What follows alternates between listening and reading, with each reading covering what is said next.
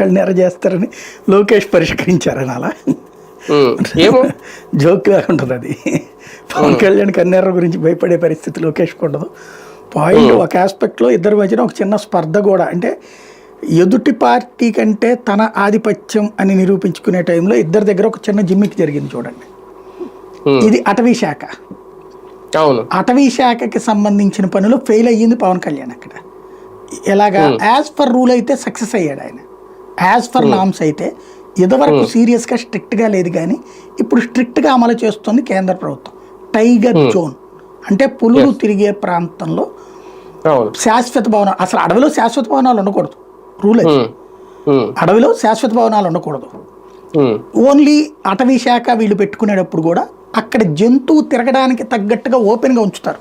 ఒక గది అది మాత్రమే పెట్టుకోవడానికి, అది నానా పర్మిషన్స్ కావాలి వాటిట్లో.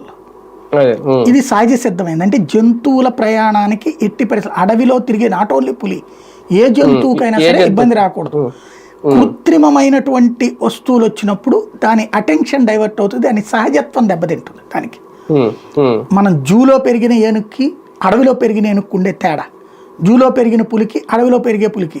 అడవిలో ఇప్పుడు జూలో ఉన్న పులులన్నిటి తీసుకెళ్ళి అడవిలో వదిలేయండి, తొందరగా చచ్చిపోతాయి. ఎందుకని?